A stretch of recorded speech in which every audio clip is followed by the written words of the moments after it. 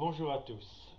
Donc c'est un message de Thérèse. J'avais très envie d'accueillir cet être tellement exceptionnel. Le titre, c'est Vous n'êtes pas obligé de me croire. Il y a du sable dans vos rouages. Vous n'êtes pas obligé de me croire, mais quand un moteur grippe, c'est qu'il a avalé quelque chose de travers. Vous n'êtes pas obligé de me croire. Depuis un siècle, je me suis simplifié les choses. Le mal, tout le mal, est la conséquence funeste de vos mauvais choix. Est facile le prétexte du courant d'air, de l'hérédité, de la pollution, de l'allergie et tant d'autres excuses qui te confortent dans le « je n'y suis pour rien ». Tu n'es pas obligé de me croire, mais la maladie n'est qu'un signal d'alarme, comme quoi tu ne fais pas le minimum que Dieu attend de toi. Si tu casses l'arbre de roue de ta voiture de sport sur un chemin caillouteux et impraticable, tu condamnes le chemin, ta voiture ou toi. De toute façon, après avoir pesté, tu devras te rendre à l'évidence, le chemin est resté impassible et ta voiture n'a pas d'humeur. Je vais un peu plus loin. Si ton voisin de palier t'a obligé à lui crier dessus, qui est ta faune, lui ou toi? Tes problèmes te jugent et ils ne te laissent aucune circonstance atténuante.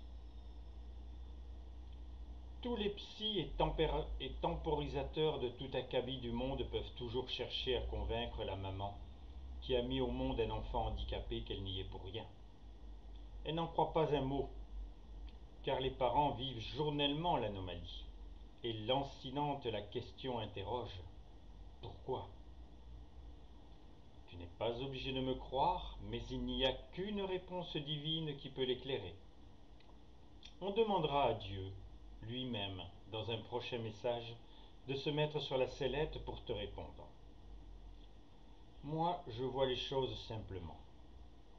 Quand un arbre magnifique a une de ses racines qui entoure une cartouche enfouie et son plomb malfaisant, peut-être que les 5 mètres de tronc seront beaux et sains. Peut-être que toutes les premières branches seront fermes et souples.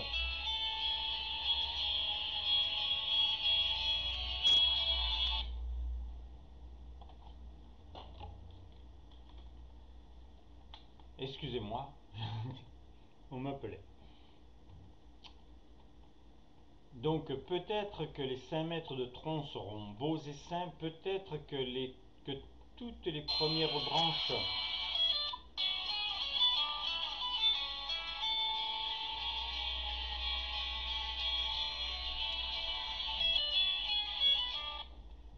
Je suis en train d'enregistrer, excuse-moi.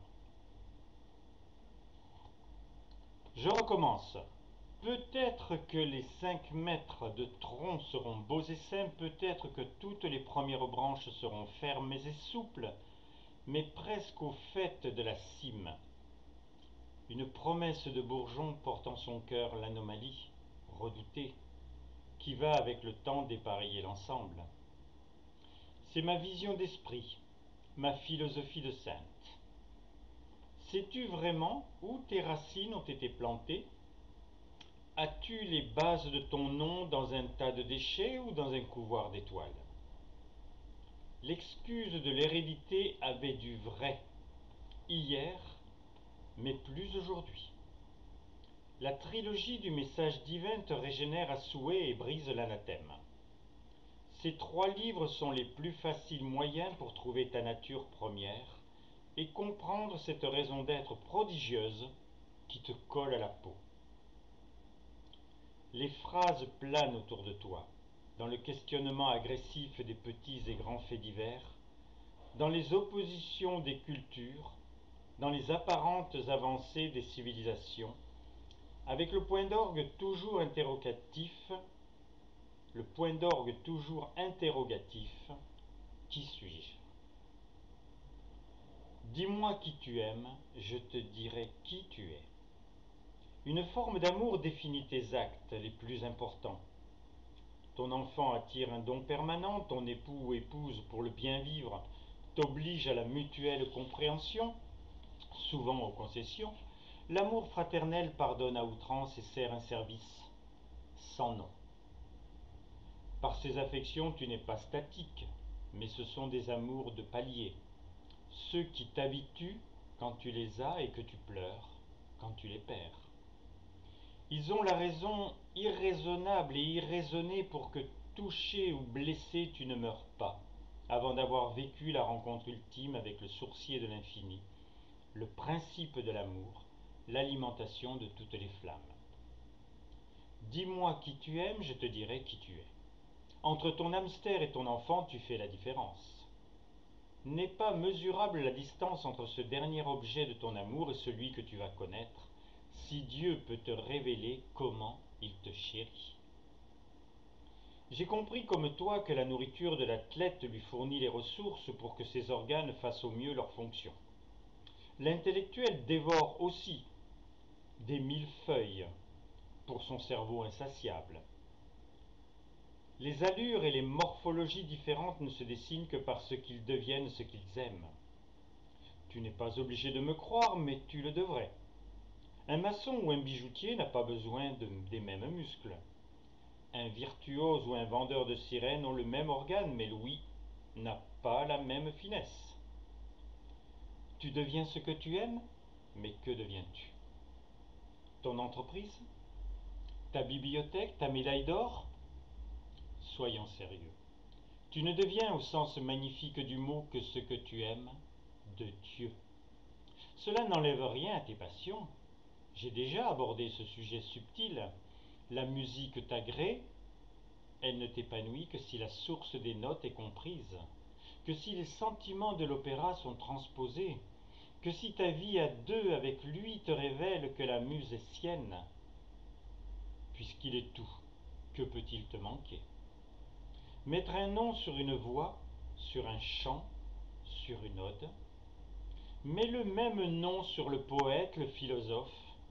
Profite du pli-pris et écris-le encore sur ton chien, ton enfant, ton ami, ton mari, et n'accepte plus de voir autre chose que sa présence dans les fractales, l'atome et la lumière. Trouve-le partout. Il est omniscient et finit par le goûter en toi dans ta subtile sensibilité. En moi, dans ma liberté et mes battements de cœur. Tu n'es pas obligé de me croire, mais j'aime que tu le fasses. Bien sûr que mes jardins sont suspendus.